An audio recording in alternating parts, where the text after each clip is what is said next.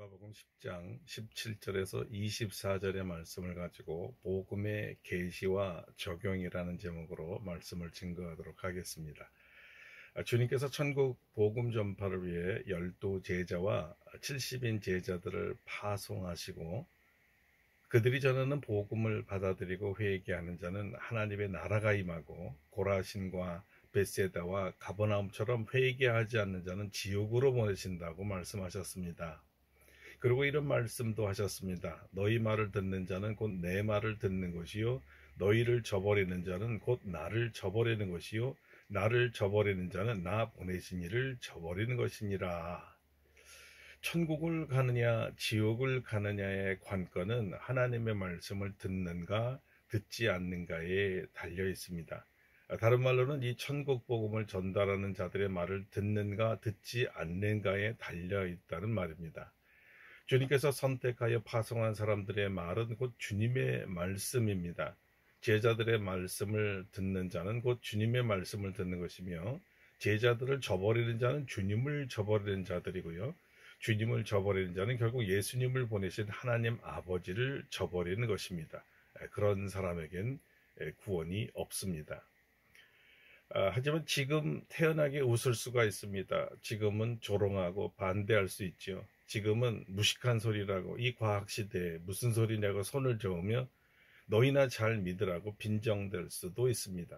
노아 때도 그랬습니다. 아브라함 때도 그랬고요. 선지자들이 전할 때도 그랬습니다. 세례 요한이 전할 때도 그랬습니다. 심지어 예수님 때도 그랬습니다. 그러나 심판이 시작되면 모든 것이 달라질 것입니다. 살려달라고 몰라서 그랬다고 하나님은 사랑 아니시냐고 많은 사람들이 이단을 따라하기에 그냥 옳은 줄 알고 따라갔다고 나만 간 것이 아니라고 때를 써보지만 결국 천국문은 닫힐 것입니다. 오래전 영국에서 있었던 일입니다. 영국에 간 지 얼마 안 돼서 그 나라 교통법을 잘 몰랐습니다. 그래서 아주 큰 봉변을 당했지요. 고속도로에서 주행을 하는데 표지판에 최고 속도 70마일이라는 것을 보고 달렸는데 우리나라에서는 보통 그 기준의 한 10% 정도는 봐주지 않는가 이런 생각 때문이었는지 그날도 제가 달리기 잘 달렸는데 72마일로 달렸더라고요. 어떻게 72마일인 줄 알았냐고요? 법원에서 고지가 날라왔습니다. 법정에 출두하라고요. 아니 내가 무슨 범죄를 저질렀기에 법정에 출두하라고 하나 가슴이 철렁하더라고요. 그날 경찰이 카메라로 찍은 그 사진에 정확히 72마일이 적시되어 있었습니다. 근데 그 벌금이 어마어마합니다. 무려 500파운드예요. 우리나라 환율로 바꾸면 약 100만 원인데 그 당시 한 달 생활비였습니다. 유학 시절에 100만 원은 정말 큰 돈이었어요. 그래서 제가 변명을 해달라고 기회를 달라고 이제 말했더니 말하라고 그러더라고요. 그래서 저는 유학생이고 외국인이고 영국에 온 지 얼마 안 돼서 교통법이 숙지가 잘 안 됐기 때문에 그저 앞에 가는 차를 그냥 따라갔을 뿐이니까 좀 봐달라고 그랬죠. 그랬더니 판사가 하는 말이 그날 너만 위반한 것이 아니라 네 앞에 달려간 차들 다 위반해서 다 딱지를 띄었는데 약 500명가량이 다 걸렸다는 거예요. 1년에 딱 한 번 있는 검사 날에 걸려버린 거예요. 자, 결론은 뭘까요? 많은 사람들이 위반했다고 해서 저도 위반이 정당화될 수가 없다는 말입니다. 그래서 벌금을 피할 길이 없었습니다. 역시 주님의 말씀이 맞았습니다. 많은 사람들이 법을 어겨서 나도 괜찮은 줄 알았습니다. 또 많은 사람들이 이단에 가기에 괜찮은 줄 알았습니다 하면 너도 많은 사람들과 함께 벌을 받아야 한다는 이렇게 말씀하실 거예요. 그러면서 주님께서 이런 말씀을 하셨던 것이 기억납니다. 좁은 문으로 들어가라. 멸망으로 인도하는 문은 크고 그 길이 넓고 그리로 들어가는 자가 많고 생명으로 인도하는 문은 좁고 길이 협착하여 찾는 자가 적음이라. 그 수가 많다고 죄가 정당화될 수는 없다는 거죠. 아무리 많아도 죄를 진 자들은 다 멸망당합니다.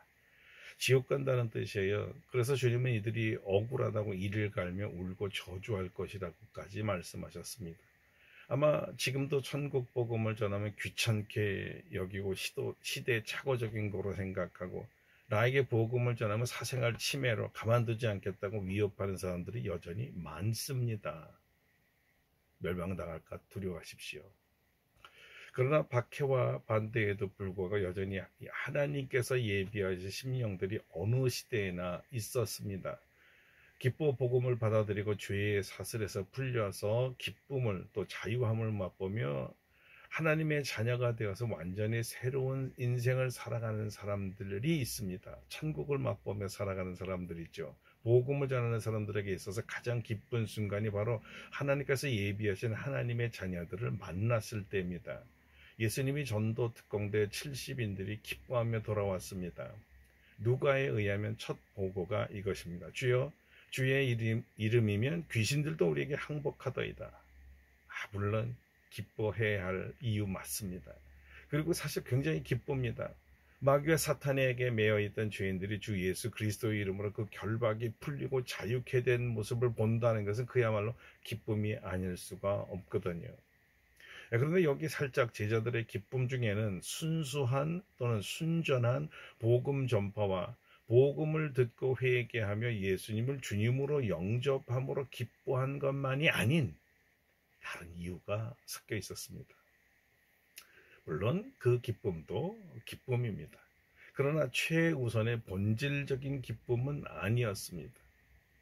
사실 제자들은 예수 그리스도의 이름의 능력을 맛보고 즐거워했던 것 같습니다.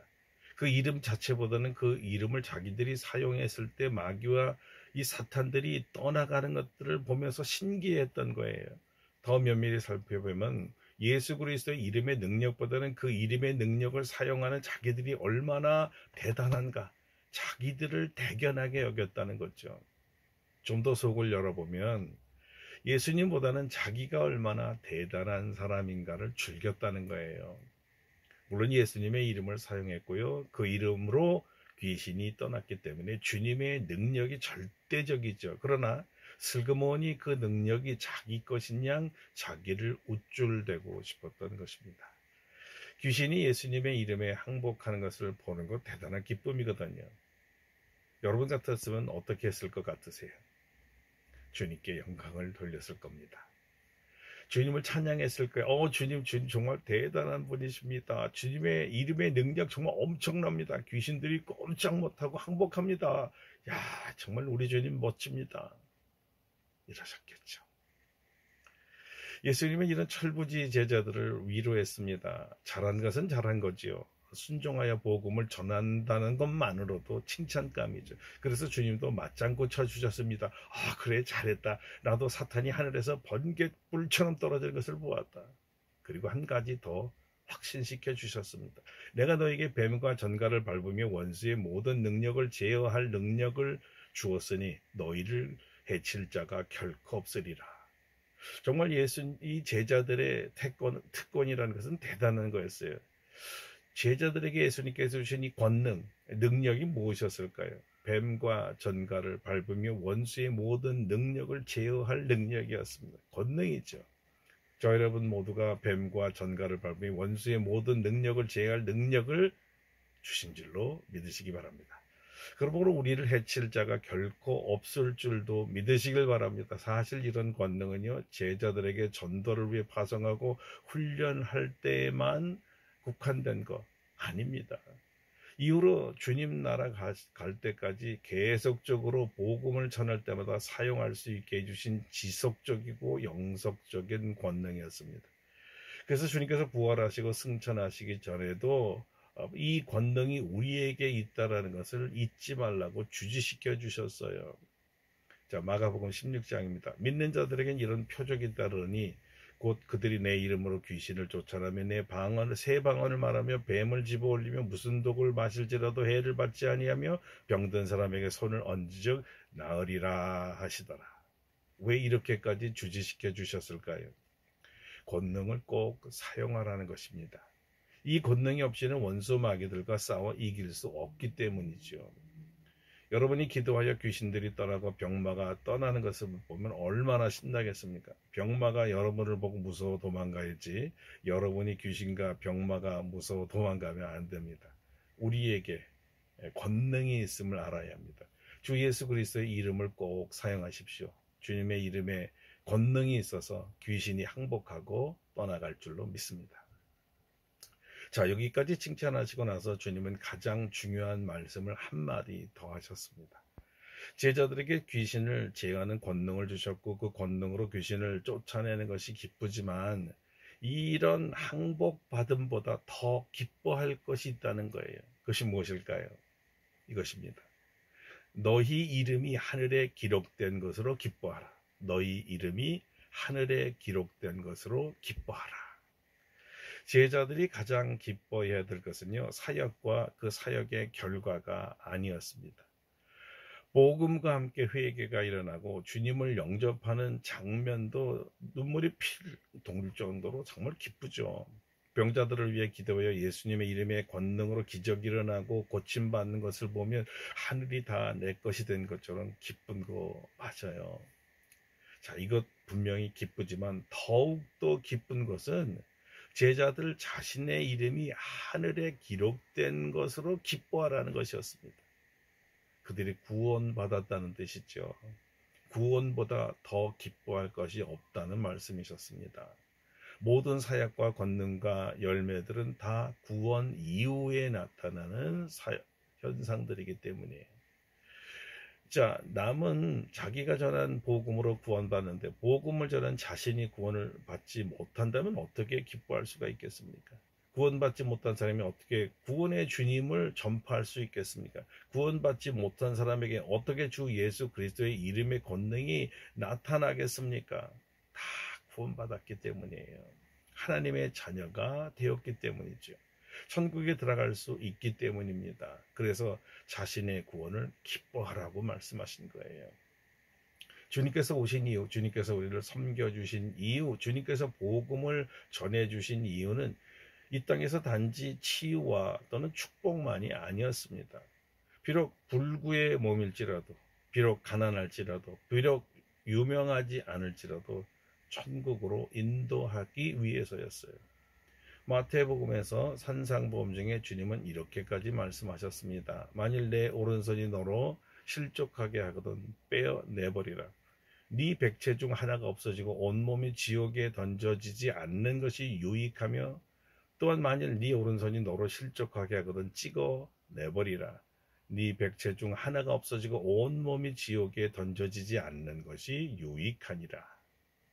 어떤 희생이 따르더라도 모든 것을 다 잃어버릴지라도 천국에는 반드시 가야 한다는 말씀이셨습니다. 이렇게 천국에 가는 것이 가장 중요하고 이 천국에 들어가게 됨을 인하여 가장 기뻐해야 함에도 불구하고 이 천국에 들어가 영원한 기쁨을 누릴 사람들이 따로 있다는 것입니다. 놀랍게도 이 천국의 비밀이 지혜롭고 슬기롭다고 자처하는 자들에게는 숨겨져 있고 어린아이들에게는 나타내신다고 하셨어요. 주님은 이것이 하나님 아버지의 뜻이라고까지 말씀하셨습니다. 누가 병고침의 기쁨이나 귀신이 떠나가는 기쁨보다 더 큰 기쁨을 누릴 수 있을까요? 어린아이와 같은 사람들입니다. 참 재미있는 표현 중에 하나는요, 이 구원의 비밀을 깨달은 기쁨이 예수님께서 성령으로 기뻐하시면서 하신 말씀 때문이라는 거예요. 성령으로 기뻐하다는 말은 성령께서 주시는 넘치는 기쁨을 말합니다.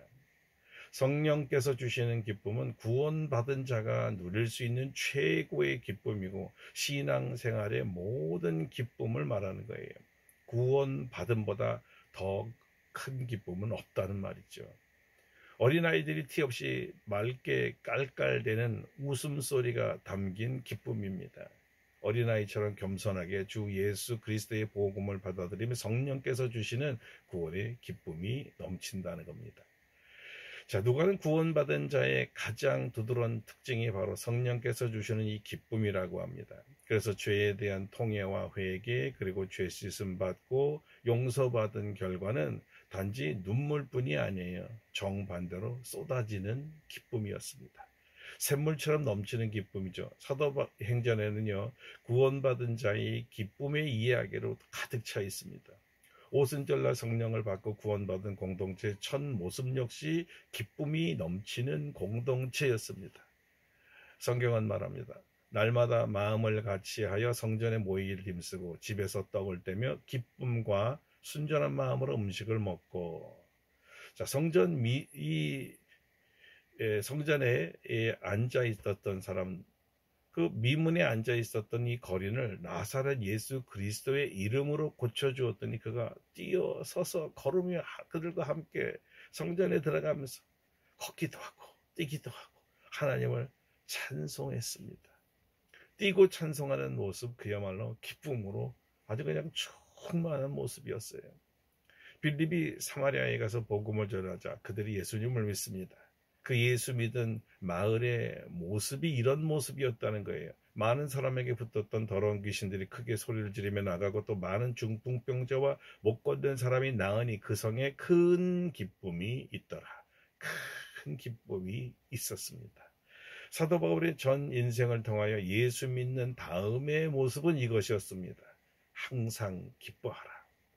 심지어 빌립보 교회에 보내는 편지에서 그는 정작 감옥에 있으면서 역시 이런 말을 했지요.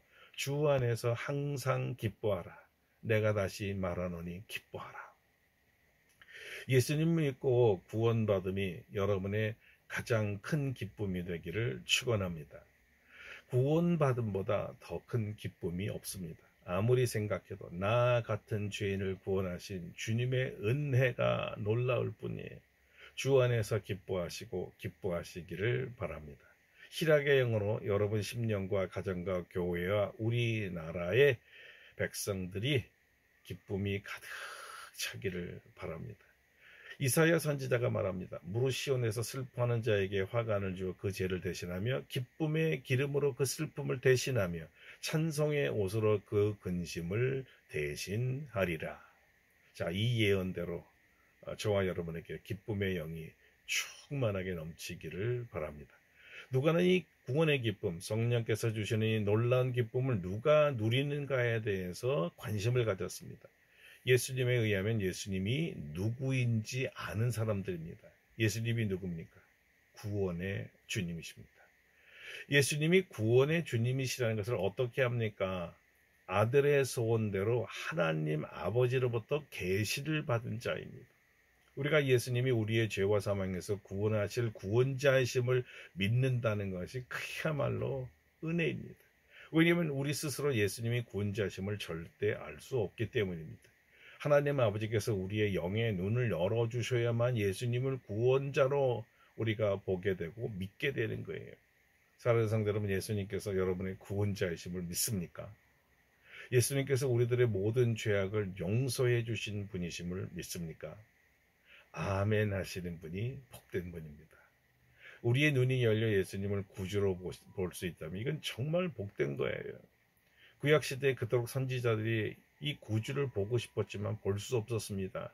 다만 훗날에 오실 주님을 믿음으로만 멀리 바라보고 외쳤을 뿐이에요.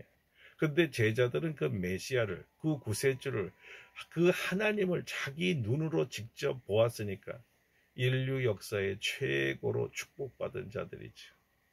하나님을 보았으니 이보다 더 큰 기쁨이 있겠어요. 오늘날 성령 하나님께서 우리의 영의 눈을 열어주셨습니다. 선지자들이 그토록 보고 싶어 했던 예수님, 제자들이 보았던 바로 그 예수님을 이제는 우리가 믿음의 눈으로 바라봅니다. 예수님만이 참 구세주여 참 주님이심을 믿습니다. 주님을 믿음으로 마음에 모시니 기쁨이 넘칩니다. 왜냐하면 예수님은 기쁨의 근원이기 때문입니다. 주님은 여러분 마음이 주님을 모신 천국이 되기를 원하십니다. 주님이 계셔서 다스리는 곳이 천국이잖아요. 기쁨의 나라입니다. 이 기쁨은 누구도 빼앗을 수가 없습니다. 누구도 줄 수가 없어요. 오직 주님만이 주실 수 있습니다. 주님만이 또 지켜주십니다. 주님은 우리의 기쁨의 친구이거든요. 우리가 기뻐하는 것을 보기에 스스로 기뻐할 수 없는 일들을 다 감당하셨습니다. 그러니까 기쁘게 살라고 하십니다. 어떤 어머니가요, 아들에게 한 말인데요, 아주 인상적인 말이었습니다. 이런 말입니다. 네가 친구들의 일로 힘들어할 때 엄마가 했던 말 기억나니? 행복한 사람을 친구로 사귀라고 했던 말. 너는 그때 눈을 동그랗게 뜨고 내게 질문하던 나를 바라보았어. 엄마가 속물처럼 다시 말했지. 행복한 사람만이 진정 너의 친구가 되어줄 수 있단다. 너는 네 기쁨에 진심으로 함께 기뻐해 줄 수 있는 친구를 만나야 해. 나의 기쁨에 진심으로 함께 기뻐해 줄 친구, 누굴까요? 여러분, 그런 친구 있습니까? 혹시 사람 중에는 없을지도 몰라요. 하지만 적어도 우리 친구 예수님은 함께 기뻐해 주십니다. 정말 주님처럼 우리가 기쁘게 사는 것을 좋아하시는 분이었습니다. 우리가 기뻐 웃을 때 우리 주님께서 가장 행복해하는 시간이거든요. 우리가 하나님의 자녀됨이 우리에겐 가장 큰 기쁨인 줄 알고 산다면 이보다 주님이 더 기뻐하시는 일은 없을 겁니다. 부모는 자녀에게 저를 낳아주셔서 고마워요, 아버지. 아버지, 어머니 자녀된 것이 제일 고맙습니다. 저희 아버지가 되어주셔서 고맙습니다. 엄마가 내 엄마여서 너무 고마워요. 이런 찬사보다 더 부모님을 기쁘고 자랑스러운 일이 있을까요? 없습니다. 마찬가지로 하나님께서 제일 기뻐하시는 일이 바로 우리가 하나님의 자녀됨을 최고의 감사와 기쁨으로 여길 때입니다. 우리 하나님은 어떤 일이나 업적보다도 하나님으로 인해, 그리고 하나님의 자녀됨으로 인해 마냥 기뻐하는 자녀를 가장 기뻐하십니다. 주 안에서 항상 기뻐하십시오. 기도하겠습니다. 하나님, 우리의 업적이나 여러 주님을 위한 선행으로 인하여 기뻐하지 말고 구원받음으로 인하여 기뻐할 수 있게 하여 주옵소서. 우리 이름이 하늘나라에 기록된 것으로 기뻐하게 하여 주옵소서. 하나님의 자녀됨을 최고의 기쁨으로 알고 살게 하여 주시옵소서. 예수님의 이름으로 기도드립니다. 아멘.